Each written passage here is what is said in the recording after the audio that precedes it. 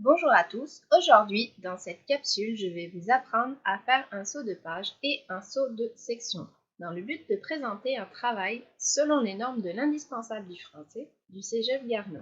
La vidéo terminée, vous serez en mesure de faire le bon choix entre les deux sauts selon votre besoin et de les mettre en pratique sur Word 2016 pour un meilleur rendu de vos travaux.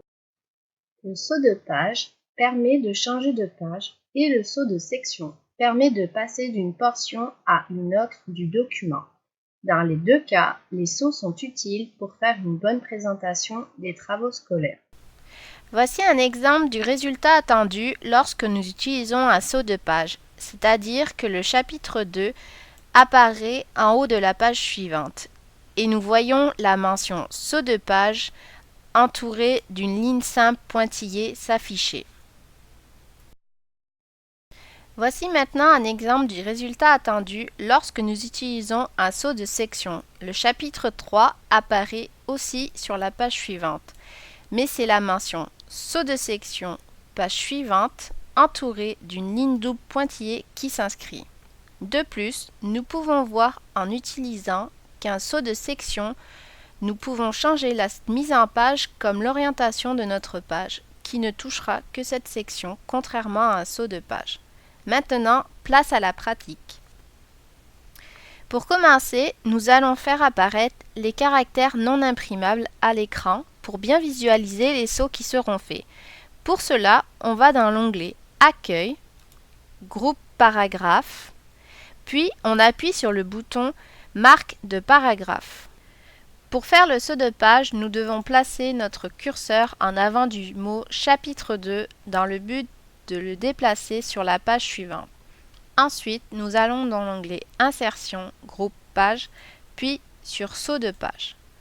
Nous pouvons aussi le faire en allant dans l'onglet Mise en page, Groupe Mise en page, Saut de page, un menu déroulant s'active et nous choisirons le premier, soit Page. Il y a aussi le raccourci clavier qui peut être utile. On appuie en même temps sur les touches CTRL et Entrée. Si nous voulons modifier la mise en page d'une partie de notre document, alors il est recommandé d'utiliser un saut de section. Pour cela, nous devons toujours nous placer devant le texte que nous voulons sélectionner comme le titre chapitre 3 et ainsi le déplacer sur l'autre page.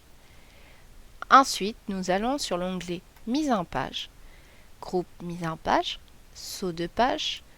Dans la liste déroulante, je vais à la partie Saut de section et je choisis Page suivante.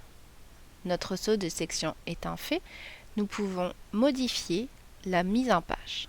Par exemple, nous pouvons changer l'orientation de la feuille en allant sur l'onglet Mise en page, Groupe Mise en page, Orientation et Format paysage.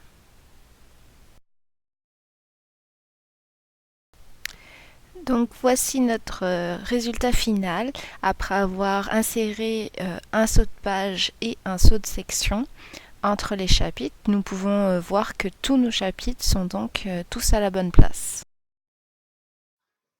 Je vous remercie pour votre écoute et j'espère que la capsule vous sera utile. Si vous avez des questions concernant la mise en page, je vous conseille d'aller voir la capsule intitulée Mise en page d'un travail.